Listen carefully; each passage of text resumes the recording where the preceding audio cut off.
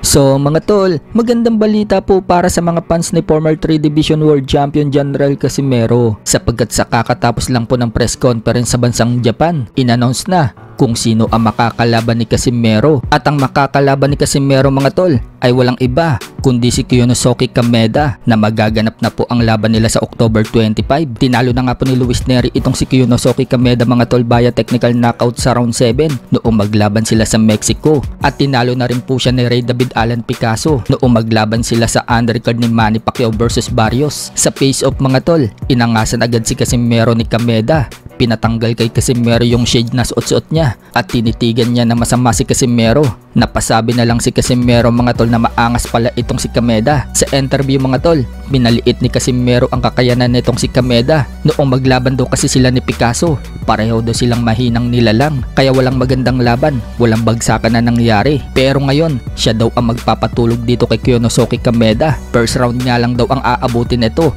at 30 seconds lang. Dagdag pa ni Casimero mga tol, napaka easy work lang umano sa kanya itong si Kameda. Nakipagpustahan pa si Casimero kay Kameda at palag naman si Kameda sa pustahan. Gandang laban nila Picasso kasi puro sila Picasso, siya hindi malakas, si Picasso hindi malakas. Puro walang lakas yung, kaya walang nangyaring maganda na laban, walang nabagsakan kasi hindi naman sila mga malalakas. Oy, 1ラウンドが打ち合われた。 Ako mo knockout nimo. 1ラウンドから。 Yeah, first round, you are no first round, only 30 seconds. Sa kabilang banda naman mga tol, nagkaharap na po si Unified Minimum World Champion Oscar Culasso at pambato natin na si Jason Bison sa unang pagkakataon. Mapapansin mga tol na matangkad ang pambato natin na si Bison, pero malaki naman po ang pangangatawan nitong si Culasso. Sa linggo na nga po magaganap ang laban na yan sa Indo, California, USA. Pagkakataon na po yan ni Bison mga tol na maging World Champion kapag nasilat niya itong kampiyon ng Puerto Rico. Kapag nangyari yan, puro Pinoy na po lahat ng kampiyon sa minimum. Hawak po kasi ni Pedro Tadura ng IBF,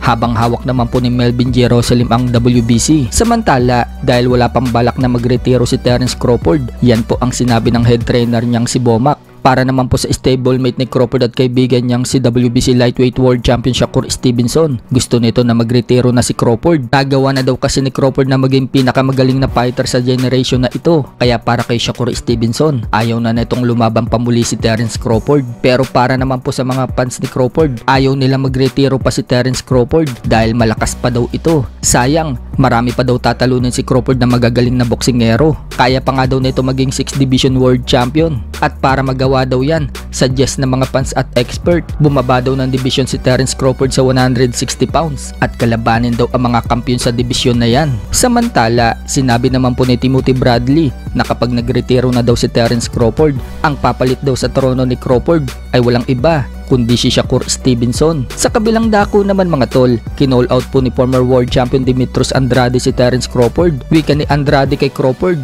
bibigyan daw ba siya nito ng pagkakataon na makalaban siya? Katulad ng binigay ni Canelo na pagkakataon para sa kanya na maglaban sila ni Canelo. So may isang talo nga lang po itong si Andrade na nagmula kay David Benavides. Nang akyatin niya si Benavides sa super middleweight, nagmula po kasi sa middleweight division itong si Andrade.